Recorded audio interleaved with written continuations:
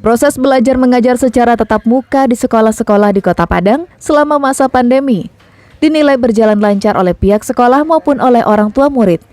Sekolah Dasar Adabiah Padang misalnya, sekolah swasta yang sudah memulai tatap muka sejak awal Januari ini berjalan lancar dengan menerapkan protokol kesehatan yang ketat. Untuk kelas 1 sampai kelas 3 diberikan tatap muka dalam pekan yang sama, pekan berikutnya bergantian.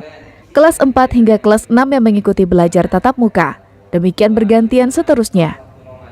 Pihak sekolah pun menjalankan protokol kesehatan mulai dari pintu gerbang masuk sekolah hingga di dalam kelas. Para murid wajib memakai masker atau memakai face shield. Para gurunya pun semuanya wajib mengikuti uji swab. Pada awalnya ada orang tua yang enggan menyerahkan anaknya mengikuti belajar tatap muka karena khawatir anaknya tertular COVID-19. Orang tua tersebut lebih memilih anaknya belajar secara daring di rumah. Namun seiring berjalannya waktu, saat ini semua orang tua murid sudah yakin dengan protokol kesehatan di sekolah. Sehingga semua murid mengikuti proses belajar mengajar secara tatap muka di sekolah.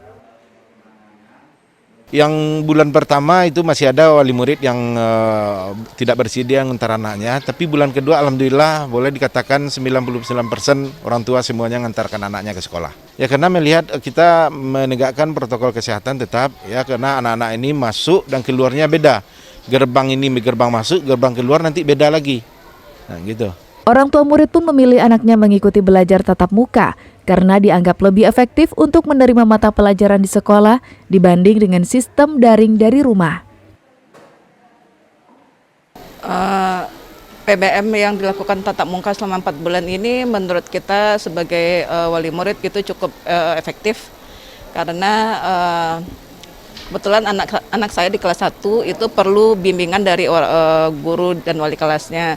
Dan kalau kelas 1 mungkin menurut saya wajar kalau diberikan tatap muka, meskipun selama kelas 1 ini anak masuk dari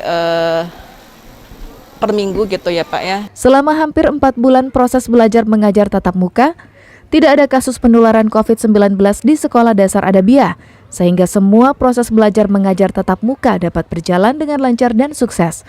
Laude Jordianse melaporkan dari Padang.